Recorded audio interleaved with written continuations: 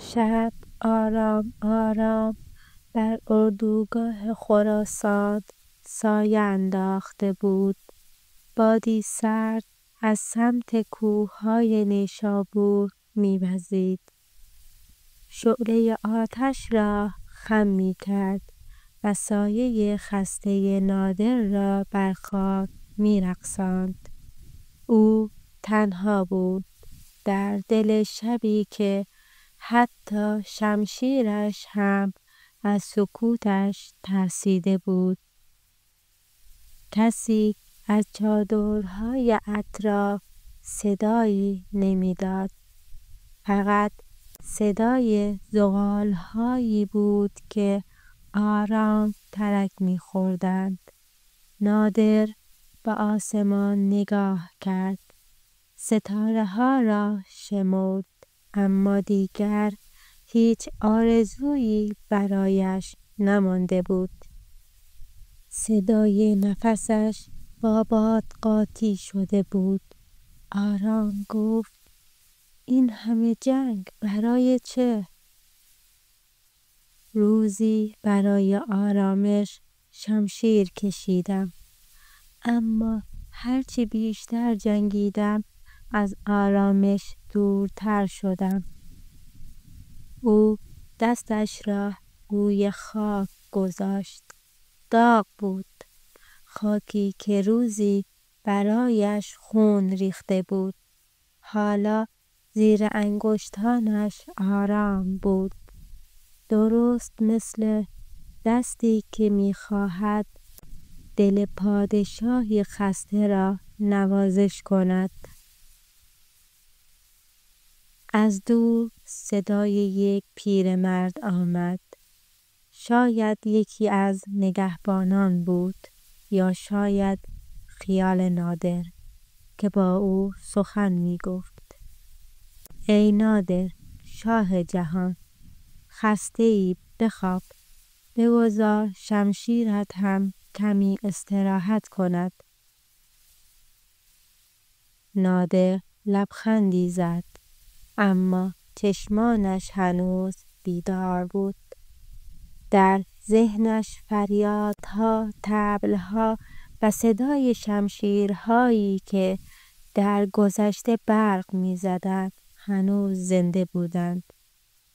آه بلندی کشید و گفت: من شاه ایرانم، اما شبم شبی از تنهایی است. باد شدیدتر شد. شعله آتش بالا رفت و برای لحظه‌ای چهره خسته نادر را روشن کرد. موهای جوگندمی، چشمانی که هزاران سپیده را دیده بودند، اما حالا فقط دنبال یک خواب آرام بودند. نادر چشم بست، اما به جای خواب صحنه‌های گذشته از درون ذهنش برخاستند، مثل شعله‌ای که از دل خاکستر دوباره جان می‌گیرد. او خودش را میان سپاهیانش دید. خاک داغ، اسب‌های عرق کرده، پرچم‌هایی که زیر آفتاب می‌درخشیدند و صدای طبل‌ها، صدایی که آن روزها آهنگ زندگی او بود. نادر در میان گرد و خاک میدان نبرد میتاخت. شمشیرش را بالا گرفته بود. فریاد زد: برای ایران! اسب‌ها تاختند. خاک به آسمان برخاست. صدای برخورد فولاد با فولاد مثل رعد در گوش میپیچید. اما حالا در آن شب خراسان همان صداها فقط پیشواک بودند. تصاویری در ذهن پادشاهی که دیگر نمیخواست بجنگد. او به یاد روزی افتاد که دهلی را فتح کرد. قصرها، جواهرها و پادشاهان شکست خورده‌ای که مقابلش زانو زدند. اما نادر فقط به یک چیز نگاه می‌کرد، به چهره خودش در آینه طلا. در آن چهره دیگر مردی از خراسان نبود، بلکه سایه‌ای از قدرت بود، سرد، بی احساس، بی خواب.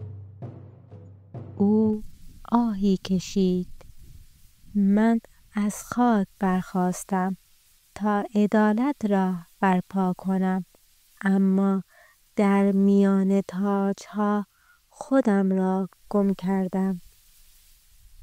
باد در چادر پیچید، شعله‌ها لرزیدند. نادر از جا برخاست و به سمت شمشیرش رفت. دست روی قبضه‌اش گذاشت. فلز سرد بود، اما در دلش هنوز داغ جنگ زنده بود. با خودش زمزمه کرد: ای شمشیر، چند جان گرفتی تا من شاه شوم؟ و چند شب از من گرفتی تا دیگر آرام نگیرم؟ صدای زغال‌ها بلند شد. آتش گویی با او همدردی می‌کرد. شعله‌ها بالا رفتند و در نورشان نادر چهره تمام دشمنانش را دید. از افغان تا عثمانی، از هند تا دشت‌های شمال، همه در ذهنش جان گرفتند و یکی یکی ناپدید شدند. نادر نشست، دستش را روی قلبش گذاشت. ضربانش تند بود، اما نه از ترس، از چیزی شبیه به دلتنگی. دلتنگی برای روزهایی که هنوز شاه نبود، فقط یک سرباز ساده بود با دلی پر از رویا. در چادر آرام کنار رفت.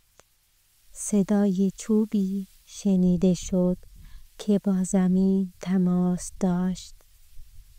پیرمردی وارد شد، ریشی سفید، چهره‌ای آرام و چشمانی که انگار از 1000 خواب و بیداری گذشته بود. در دستش عصایی از چوب عناب بود. با صدایی نرم گفت: ای نادر، باز هم نخوابیده ای؟ نادر بدون آنکه سر بلند کند پاسخ داد: خواب از من گریخته طبیب. در این شبها من فقط صدای شمشیرم را می شنوم، حتی وقتی در غلاف است. پیرمرد نزدیکتر آمد، کنار آتش نشست و گفت: شمشیرها اگر از خون سیر شوند خوابشان می گیرد، اما شاهان از قدرت سیر نمی شوند تا وقتی خود را در آینه شب ببینند. نادر لبخند تلخی زد. تو از چی می ترسی طبیب؟ از مرگ؟ پیرمرد آرام چای از قوری ریخت. صدای قلقل بخار بلند شد. نه ای شاه، من از مرگی می ترسم که با بیداری اشتباه گرفته شود، از زندگی هایی که فقط تکرار مرگند. نادر کمی مکث کرد. بخار چای بالا رفت و در نور آتش ناپدید شد. من جنگیدم تا کشورم بیدار بماند، اما حالا این منم که در کاووس خودم اسیرم. طبیب آهی کشید و گفت تو برای نجات مردم شمشیر زدی، اما فراموش کردی که گاهی نجات در بخشیدن است نه در بریدن. نادر به شعله‌های آتش خیره شد. سکوت کرد. آتش در چشمانش می‌رقصید، مثل تصویری از گذشته‌هایی که دیگر وجود نداشت. طبیب تو سالها کنارم بودی. به من بگو چرا هرچه بیشتر به قله میرسد انسان تنها تر می شود؟ پیرمرد نگاهی به آسمان کرد و آرام گفت چون قله جایی است که دیگر صدایی از زمین نمی رسد و شاه وقتی همه را پایین تر از خود می بیند صدای دل خودش را هم گم می کند. نادر نفس عمیقی کشید. دستش را روی چایی گذاشت. داغ بود. طبیب امشب می خواهم بخوابم. برایم قصه‌ای بگو از جایی که جنگی در آن نیست. طبیب لبخند زد. چشمانش را بست و گفت باشد ای شاه، اما این قصه‌ای نیست که با گوش بشنوی، بلکه با دلت باید آن را لمس کنی. پیرمرد چشمانش را بست. صدای نفس‌های آرامش با باد قاطی شد. آنگاه گفت ای شاه گوش بسپار. در روزگاری دور پادشاهی بود که همه جهان را فتح کرده بود. کاخهایش تا افق می رفت و خزانه‌هایش از طلا پر بود. اما شبی درست مثل امشب کنار پنجره نشست و از خودش پرسید اگر همه چیز را دارم پس چرا دلم خالی است؟ او تصمیم گرفت تنها از قصرش بیرون برود. با ردایی ساده بی تاج و بی تخت به سمت دریا رفت. در راه از دهکده‌ها گذشت. مردم او را نمی شناختند. فقط پیرزنی گفت این چشمانت چرا اینقدر خسته است مرد؟ پادشاه لبخند زد و گفت چون سالهاست به چیزی خیره شدم که هیچ وقت آرام نمی گیرد. خودم. وقتی به دریا رسید هوا گرگ و میش بود. آسمان رنگی میان آبی و بنفش داشت، مثل پرده‌ای از خیال. او پاهایش را در آب گذاشت. موجها آرام آمدند. رد پایش را شستند و انگار با هر موج تکه‌ای از غرورش را با خود بردند. در آن لحظه پادشاه حس کرد که دریا دارد با او حرف می‌زند. صدایی نرم شبیه صدای مادر. تو که همه زمین را گرفتی چرا از خودت گذشتی؟ پادشاه لبخند زد اما اشک در چشمانش جمع شد. گفت برای ساختن دنیا خودم را ویران کردم. دریا آرام گفت انسان وقتی به قله می رسد تازه می فهمد که بالا رفتن همیشه بالا رفتن نیست.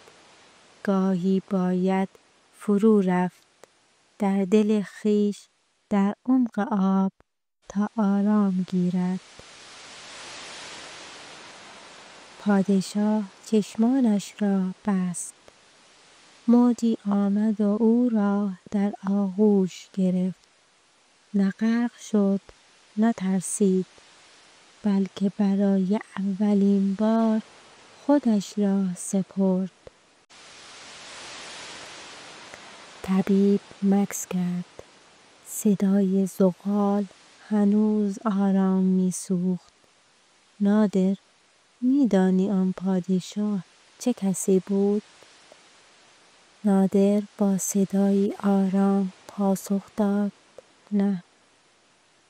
طبیب لبخند زد و گفت همه پادشاهان روزی همان پادشاهند. باد در چادر پیچید. نادر احساس کرد که صدای موجها از دل ذهنش می آید. درونش سبکتر شد. برای لحظه‌ای مرز میان خیال و واقعیت محو شد. او خودش را دید. بر ساحل در ردایی ساده بی تاج بی قدرت اما آرام. طبیب سکوت کرده بود. آتش حالا فقط زغال بود. قرمز آرام و در حال خاموشی. نادر چشمانش را نیمه باز نگه داشت. درون ذهنش هنوز صدای دریا را می شنید.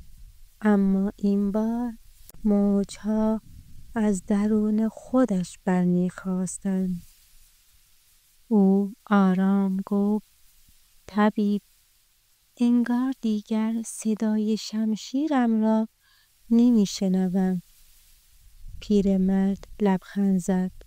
نه شاه من. حالا شمشیرت در خواب است و تو نیز باید با او بخوابی. نادر نگاهش را از آتش گرفت و به بیرون چادر دوخت. ماه از پشت ابرها بیرون آمده بود. نوری سرد اما آرام بخش. او با صدایی خسته گفت من تمام عمر جنگیدم تا نترسم. اما حالا از خوابیدن نمی ترسم. طبیب چادر را ترک کرد. نادر تنها ماند. صدای باد از میان طناب‌های چادر می گذشت. مثل لالایی برای پادشاهی بیخواب. او روی بستر نشست. دست بر قلبش گذاشت. ضربان آرام منظم شبیه صدای طبل از دور. چشمانش را بست و در همان لحظه جهان دور شد. صداها خاموش شدند. فقط صدای نفس خودش مانده بود و جایی در دوردست صدای امواج. در خوابش خودش را دید. نه با تاج نه با شمشیر نه با سپاه بلکه با لباسی ساده در دشتی سبز زیر درختی کهنسال با صدای رودخانه‌ای آرام. آنجا هیچ کس از او نمی ترسید. پرنده ها نزدیکش می نشستند. و کودکی از او پرسید تو کیستی؟ نادر لبخند زد و گفت من فقط مردیم که بالاخره خوابش برد. نادر آرام نفس کشید. همانطور که در خواب آرامتر و آرامتر شد. باد دیگر سرد نبود. دریا در ذهنش ساکت بود و صدای شب مثل لحافی گرم دورش پیچید. شاید دیگر هیچ بیداری در کار نبود. شاید آن شب شبی بود که قدرت، شمشیر و تاج همه برای همیشه خوابیدند و تنها چیزی که ماند آرامشی بود که سالها دنبالش میگشت. آرامشی در سکوت، در روشنایی ماه، در صدای آهسته باد میان چادر خراسان. امیدوارم امشب قصه خواب کمک کرده باشه ذهنت سبکتر شه و خوابی آرام، عمیق و شیرین داشته باشی. اگر این حس رو دوست داشتی یادت نره همینجا با من همراه بمونی. شب‌هات پر از آرامش و رویاهات پر از لبخند.